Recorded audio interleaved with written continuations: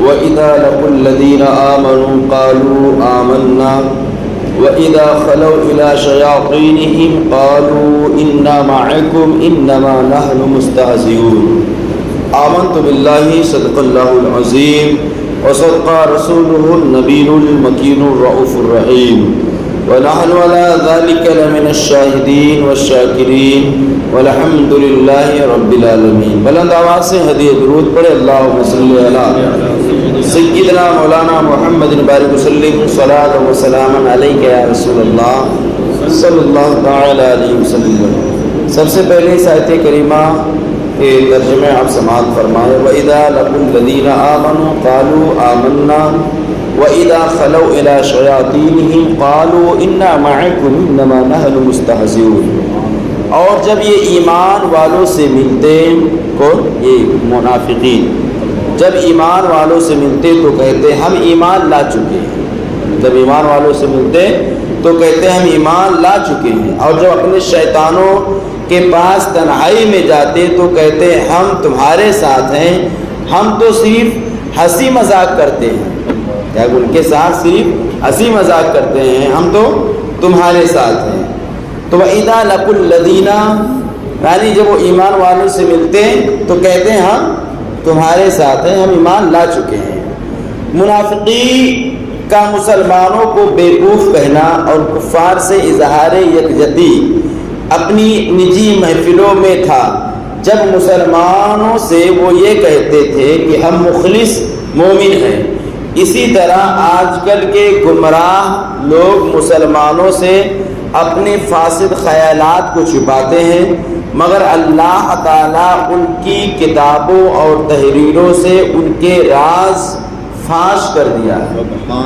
سمجھ گئے آپ؟ یہ بد مذہب کے متعلق بتایا گیا ہے۔ وہ تو تمہارے ساتھ آئیں گے، کہیں گے چلو آؤ اللہ رسول کی بات کرتے ہیں، اور درود شریف بھی پڑھیں گے، موقع آئے گا تو فاتحہ بھی پڑھ لیں گے، موقع آئے گا تو مزار پر بھی پہنچ جائیں گے، وہ کسی چیز کا انکار نہیں کرتے۔ یہ ویسے ہی کرتے ہیں جیسے اس وقت منافقین کرتے تھے، جیسے وہ منافقین کرتے تھے ایسے ہی آج کے بد مذہب وہابی بیابانہ کرتے ہیں۔ کیا انہیں رسول کی بات کرتے ہیں، آؤ دین کی بات کرتے ہیں، نماز روزے کی بات کرتے ہیں، مگر حقیقت میں یہ لوگ اپنے خیالات کو چھپاتے ہیں کہ اگر وہ ڈائریکٹ نبی کی شان میں گستاخی کر دیں گے تو فوراً ہٹ جائیں گے، لوگ فوراً وہاں سے الگ ہو جائیں گے۔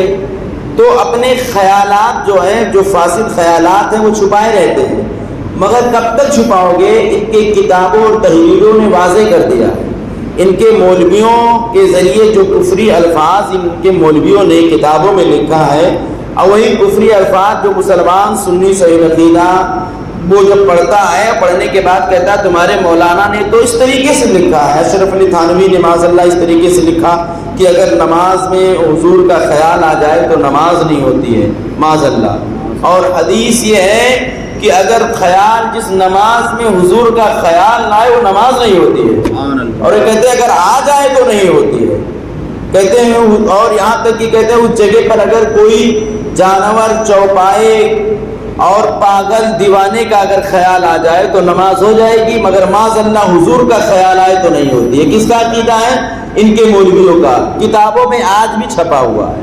یہاں تک کہ ان لوگوں نے یہاں تک کہ اپنی کتابوں میں لکھ دیا ان کے مولویوں نے کہ رسول کا علم غیب قرآن سے ثابت نہیں ہے، حالانکہ ابلیس کا علم غیب قرآن سے ثابت ہے، معاذ اللہ۔ اور یہاں تک کہ انہوں نے کہہ دیا کہ حضور صلی اللہ تعالی علیہ وسلم کو معاذ اللہ پیٹھ پیچھے کہیں خبر نہیں ہے، معاذ اللہ۔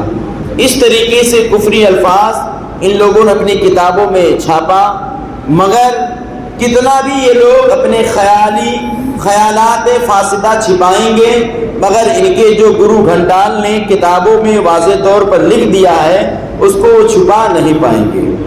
تو یاد رہے کہ اس آیت میں مسلمانوں کو خبر کیا جا رہا ہے کہ وہ بے دین کے فریب کاریوں سے ہوشیار رہیں اور ان کی چکنی چپڑی باتوں سے دھوکہ نہ کھائیں، وہ ان کی چکنی اور چپڑی باتوں سے دھوکہ نہ کھائیں۔ اور اتنے بے غیرت ہوتے ہیں نا یہ لوگ کہ چاہے جتنا ان کو چلاؤ گے وہ سمن بکمن والی جو آیت ہے نا پورا مکمل ان پر فٹ ہوتی ہے، سنیں انہیں مانگیں گے جلدی۔ الٹا سیدھا یہاں تک کہ بعض اوقات لوگ گالی بھی دے دیتے ہیں، کہتے ہیں ایسا مت کرو، ایسا مت کرو، ایسا مت کرو۔ کیوں؟ ان کو ٹریننگ دی جاتی ہے تمام چیزوں سے۔ مگر جو غیرت مند سنی ہے الحمدللہ الحمدللہ، ہاں سبحان اللہ، وہ کبھی ان کے چپڑی اور چکنی باتوں میں نہیں پڑتا ہے، بلکہ وہ دیکھے گا یہ لوگ ہیں تو فوراً وہ راستہ چینج کر کے چلے جاتا ہے، اور اگر روکے بھی تو کچھ نہ کچھ سنا کر چلا جاتا ہے اور کہتا ہے دشمن احمد پہ شدت کیجیے، ملحدوں سے کیا مربت کیجیے، غیظ میں چل جائے بے دینوں کے دل یا رسول اللہ کی کثرت۔ تو ایک مقام پر اللہ فرماتا ہے اے ایمان والو غیروں کو رازدار نہ بناؤ، وہ تمہاری برائیوں میں کمی نہیں کریں گے، وہ تو چاہتے ہیں کہ تم مشقت میں پڑ جاؤ، مشکل میں پڑ جاؤ۔ ان کا بغض تو ان کے منہ سے ظاہر ہو چکا ہے، اور جو ان کے دلوں میں چھپا ہوا ہے وہ بھی ان سے بھی بڑھ کر ہے۔ بے شک ہم نے تمہارے لیے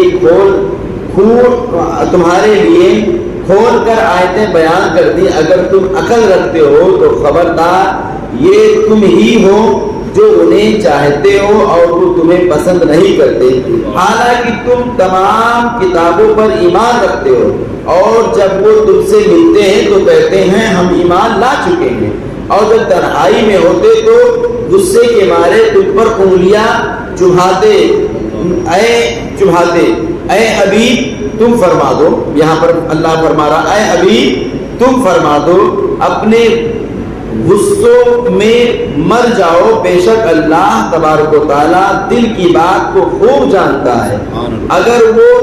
اگر تمہیں کوئی بھلائی پہنچے تو انہیں برا لگتا ہے، اور اگر تمہیں کوئی برائی پہنچے تو اس پر وہ خوش ہوتے ہیں، اور اگر تم صبر کرو اور تقوی اختیار کرو تو ان کا مکر و فریب تمہارے یہاں کچھ نہیں بگاڑ سکتا ہے۔ سنیں اگر تم صبر کرو تو۔ اس کے بعد بے شک اللہ تبارک و تعالیٰ ان کے تمام کاموں کو گھیرے میں لیے ہوئے ہیں، جتنا وہ کام ہے اللہ کو سب معلوم ہے۔ رسول اللہ صلی اللہ علیہ وسلم کا فرمان ہے ایاکم ایاہم لا یضل لکم ولا یفتی لکم، یعنی ان سے دور رہو اور انہیں اپنے سے دور کرو۔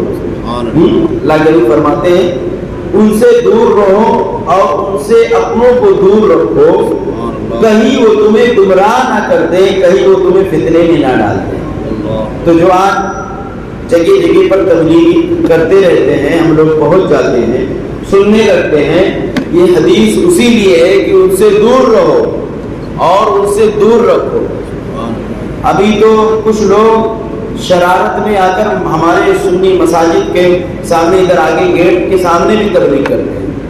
ہماری ذمہ داری ہے، ہمارے سنیوں کی ذمہ داری ہے کہ باقاعدہ وہاں سے ہٹایا جائے انہیں کہ یہ تمہاری جگہ نہیں ہے، تمہیں دین کی تبلیغ کرنی ہے تو باقاعدہ روڈ پر جاؤ، چوراہے پر، وہاں بہت سارے لوگ آتے ہیں۔ یہاں تو الحمدللہ سب سمجھائے ہوئے ہیں، پڑھے لکھے ہوئے ہیں، یہاں سب عقیدہ اپنا حفاظت کے رکھے ہوئے ہیں، یہ مساجدوں کے گیٹ پر آ کر اس طریقے سے گمراہ کرتے ہیں۔ تو آپ لوگوں کے لیے لازم و ذمہ داری ہے کہ وہاں سے انہیں ہٹا کر مارکیٹ چوراہا میں بھیجیں کہ تمہاری جگہ سنیوں کی مسجد کے دروازے پر نہیں، مارکیٹ چوراہوں میں ہے، جہاں مارکیٹ کو فتنہ کہا گیا ہو تمہیں فتنے ہو، وہ فتنہ ہے، مارکیٹ کو فتنہ ہی کہا گیا ہے۔ تو اس طریقے سے آپ پر لازم و ذمہ داری ہے کہ اگر وہ کسی سنی صحیح عقیدہ سے گفتگو کریں تو فوراً اگر آپ کو علم ہے تو فوراً وہاں کھڑے ہو کر ان کی باتوں کو رد کریں، ورنہ یہ کہو ان کے بہلاؤ میں کیوں آ گئے ہو، یہ لوگ تو خود بگڑے ہوئے ہیں، تمہیں کیا سمجھائیں گے۔ آپ پر لازم ہے آپ فوراً اسے آگاہ کرو۔ اعلیٰ حضرت علیہ رحمۃ رضوان فرماتے ہیں مسلمان کا ایمان اللہ اور رسول سے زیادہ کوئی ہماری بھلائی نہیں چاہنے والا۔ سنیں اللہ اس کے رسول کے علاوہ کوئی ہماری بھلائی نہیں چاہے گا کہ ہمارا ایمان محفوظ ہو جائے، اور اللہ اس کا رسول جس بات کی طرف بلائیں یقیناً ہمارے دونوں جہان کا اس میں بھلائی ہے، یعنی دنیا اور آخرت میں ہمارے لیے بھلائی ہے، اور جس بات سے منع کرے بلا شبہ سراسر ضرور بلایا ہے۔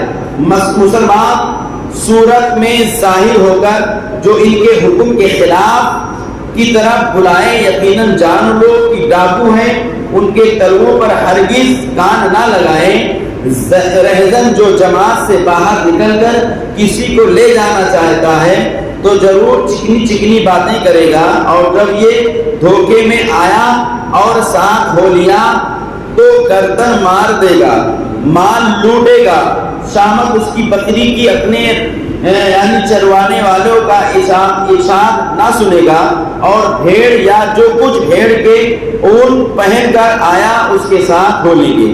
ارے مصطفیٰ کریم صلی اللہ علیہ وسلم نے تمہیں منع فرماتے ہوئے فرمایا وہ تمہارے جان سے بڑھ کر تمہیں خیر خواہ ہے، یعنی اللہ کے حبیب صلی اللہ علیہ وسلم تمہارے جان سے بڑھ کر وہ ہماری خیر خواہ فرمانے والے ہیں۔ میرے سرکار صلی اللہ علیہ وسلم کبھی تمہیں گمراہ ہوں گے اور گمراہ گر فرقوں کی طرف جانے کے لیے اجازت نہیں دیں گے۔ تو ایسے ہی جب کسی کو کسی جماعت سے نکال دیا جائے تو بہت سارے لوگ اس میں رہتے ہیں، تو کیا کرتے ہیں وہاں تو ڈائریکٹ اس کا اٹیک نہیں کرے گا، جب لوگ چلے جائیں گے تو فردن فردن ایک ایک کو پکڑے گا، اور پکڑنے کے بعد اسے بہت چکنی اور بہت نرمی سلجھی ہوئی باتوں سے اسے اپنے فریب میں لائے گا، اور جب وہ اس کا فریب میں آ جائے گا تو کیا کرے گا، اب وہ بدلہ لے گا کہ اس وقت مجھے جب جماعت سے نکالا گیا تھا تو بھی شامل تھا۔ اب جب اس کے بہکاوے میں آ جائے گا تو کیا کرے گا، اسے ستائے گا، موقع ملے گا تو گردن بھی مار دے گا، موقع ملے گا تو اس کا مال بھی چھین لے گا۔ تو اسی لیے فرمایا گیا ہے جب ایسے لوگ ملے تو ان پر آپ کان نہ دھریں، فوراً وہاں سے چلے آئیں اور یہ سوچیں کہ اللہ کے حبیب نے ان سے بچنے کے لیے فرمایا ہے۔ یہ ذہن رکھیں کہ اللہ کے حبیب ہمیں ان سے بچنے کے لیے فرمایا ہے۔ پھر فرمایا تمہارا مشکل میں پڑنا ان کے قلب اقدس پر گرا ہے، یعنی اگر ہم پریشان ہو جائیں، کسی مشکل میں پڑ جائیں تو میرے سرکار صلی اللہ علیہ وسلم کو فوراً تکلیف ہوتی ہے۔ میرے آقا عالم علیہ طیب السرا ارشاد فرماتے اگر میرے کسی امتی کے پیر میں اگر کوئی کانٹا چبھا تو سرکار فرماتے اس کا درد مجھے ہوتا ہے۔ کس قدر سرکار محبت فرماتے اپنے امتیوں سے، کانٹا ہمیں چبھ رہا ہے، درد رسول پاک کو ہو رہا ہے۔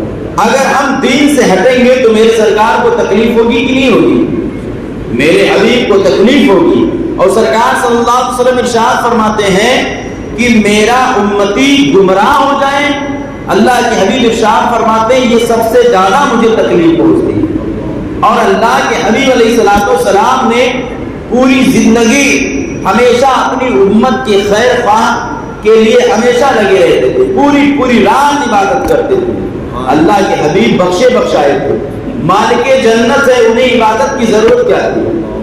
ہم پر 4 وقت کی نماز فرض ہے، سرکار پر 5 وقت کی فرض تھی، تہجد کی نماز بھی سرکار پر فرض تھی۔ آج ہمارا معاملہ کیا ہے؟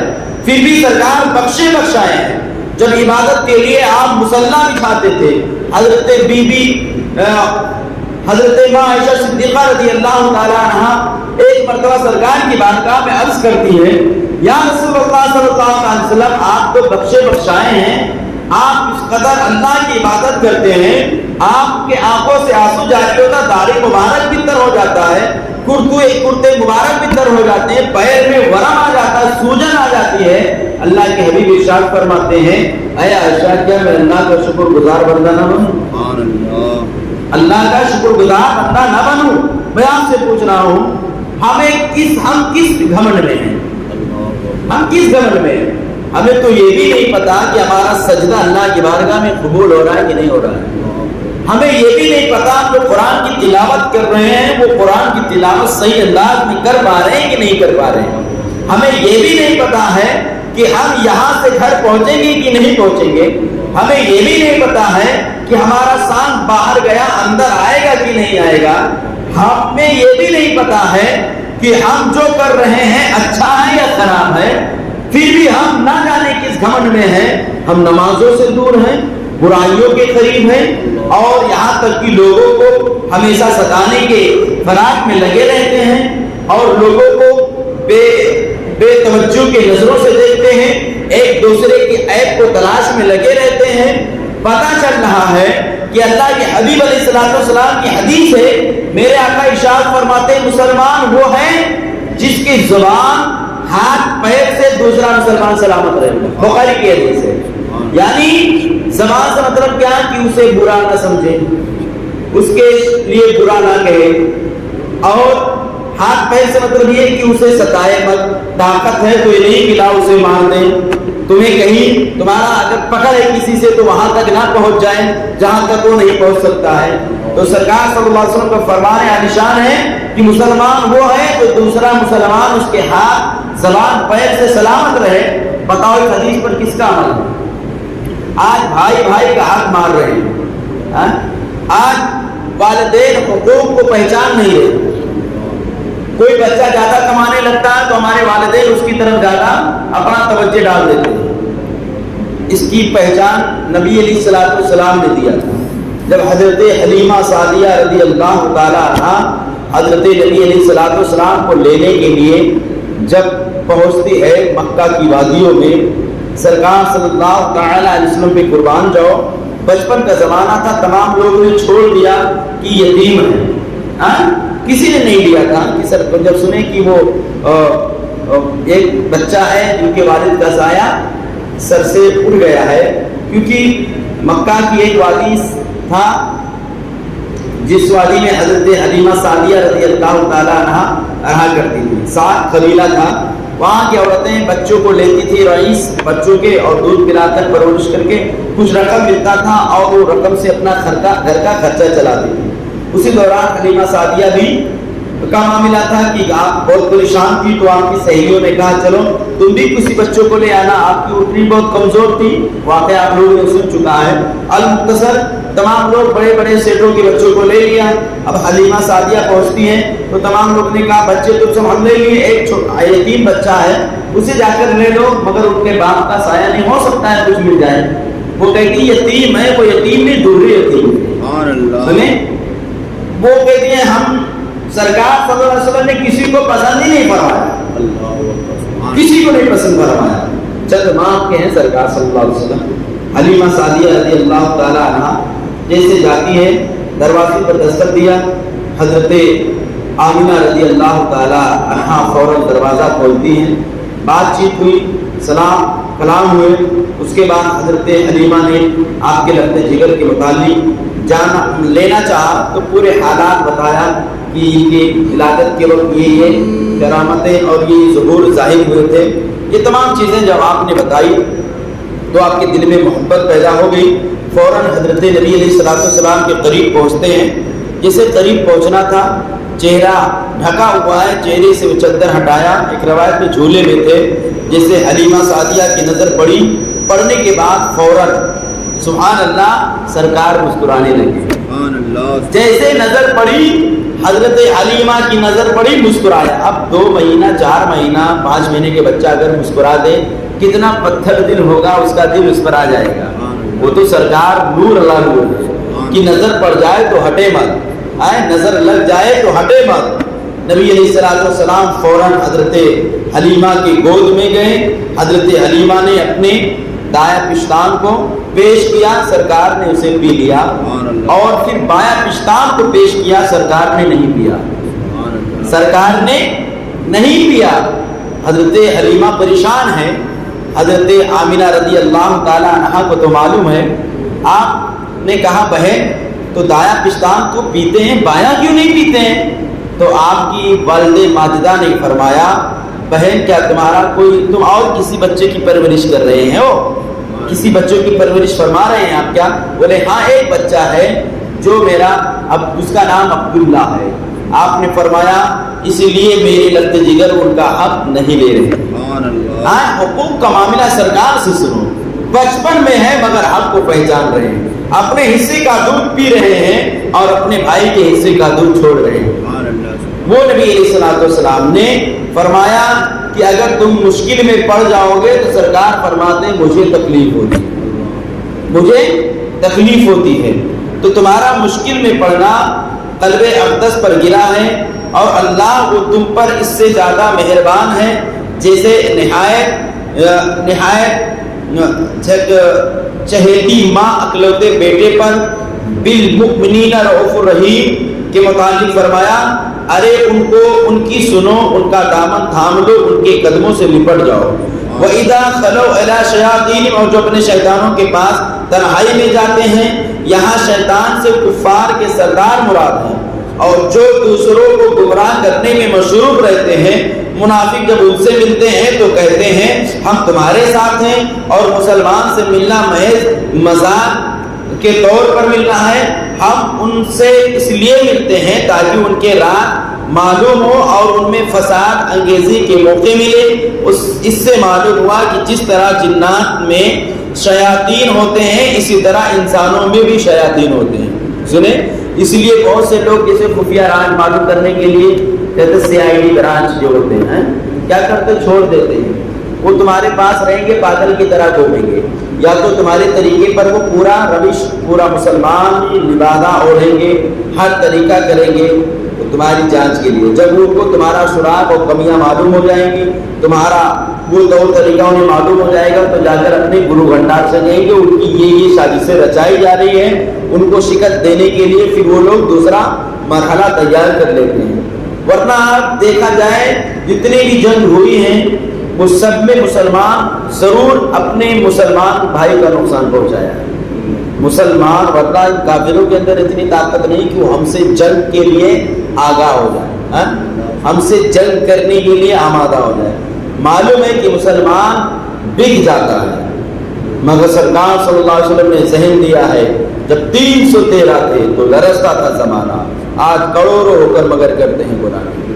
وہ 313 تھے مگر پکے سچے مسلمان تھے، ان کا مقصد واحد یہی تھا کہ اسلام کو بلند کرنا ہے، رسول پاک کے قول کو عام کرنا ہے، رسول پاک کے فرمان پر عمل کرنا ہے۔ تو جتنے رسول پاک کے فرمان پر عمل کیا آج بھی لوگ ان کی تاریخ کو فراموش نہیں کر رہے۔ ہندوستان آزاد ہوا، دلی کے جامع مسجد سے لے کر لاہور تک کا کوئی ایسا درخت نہیں تھا جہاں علماء کا سر نہ لٹکا ہو۔ مسلمانوں سے زیادہ قربانی کون دیا ہے؟ چاہے جس معاملے میں ہو، مسلمان ہمیشہ سچائی کا راستہ اپنایا ہے، اور اسی مسلمان میں ایک جماعت ایسی ہے جو انگریزوں کے ٹکڑے پہ پڑھ کر مسلمانوں کے راز کو فاش کیا تھا، جس کا نام اسماعیل دہلوی تھا۔ باقاعدہ یہ آج وہ لوگ ان کے فالوور ہیں، ان کو اپنا پیر مرشد مانتے ہیں، اپنا رہبر مانتے ہیں۔ اس نے انگریزوں سے مل کر مسلمانوں کے خلاف سازشیں رچایا تھا، ہر باتیں بتایا تھا کہ مسلمانوں کو شکست دے دیا جائے، اور ہندوستان کی خفیہ راز جو تھے وہ سنتا تھا اور انگریزوں تک پہنچاتا تھا۔ اس وقت اسے انگریزوں کی طرف سے مہینے میں وظیفہ ملتا تھا۔ آپ اس کو اور تفصیل سے جاننے کے لیے تاریخ نجد و حجاز ایک کتاب ہے، اس کا آپ مطالعہ کرو، ان کی کب پیدائش ہوئی، ان کی شروعات کب ہوئی ہے، انہوں نے کہاں کہاں مسلمانوں کو دھوکہ دیا، ہر چیز آپ کو انشاءاللہ اس کتاب میں تفصیلاً مل جائیں گے۔ میں اجمالاً یہ باتیں آپ کی گوشت گزار کیا تاکہ آپ ان سے ہوشیار رہو، ان کے ساتھ نہ بیٹھو، نہ کھاؤ، نہ پیو، سرکار کی حدیث ہے۔ یہ کیوں؟ اس لیے کہ کہیں وہ تمہیں گمراہ نہ کر دیں، نہ ان کے ساتھ بیٹھو، نہ ان کے ساتھ بات چیت کرو، کیونکہ تمہیں علم نہیں ہے۔ سرکار کی حدیث ہے ایک وقت ایسا آئے گا کہ لوگ مسلمان ہو کر صبح جائیں گے، شام کو جب لوٹیں گے تو کفر کی حالت میں لوٹیں گے۔ اور ایک حدیث سے سرکار فرماتے ہیں ایمان پر قائم رہنا ایسا اتنا مشکل ہو جائے گا جیسے ہتھیلی پر آگ رکھنا ہے۔ آج وہ دور ہمارے سامنے ہے کہ نہیں ہے؟ بتائیے، ہے کہ نہیں ہے؟ نہ جانے کیا کیا اپنی زبان سے بک جاتے ہیں، مگر شام کو جب بستر بعد آتے ہیں اتنی بھی توفیق نہیں ہوتی ہے کہ آپ کم سے کم توبہ استغفار پڑھ لیں، کلمہ طیب پڑھ کر اپنے ایمان اور عقیدے کو دوبارہ اجاگر کر لیں۔ ماحول بناؤ، ہمیشہ جب بھی آپ بستر پر آؤ، اللہ اگر آپ کو پوری زندگی دل کا زندگی دیا، جب بستر پر آؤ تو ضرور آپ توبہ استغفار کریں اور گناہوں کی معافی مانگیں، اور کلمہ شہادت پڑھ کر آپ بستر استراحت پر درود شریف پڑھتے ہوئے سو جائیں۔ اگر مر بھی جائیں گے تو انشاءاللہ تعالی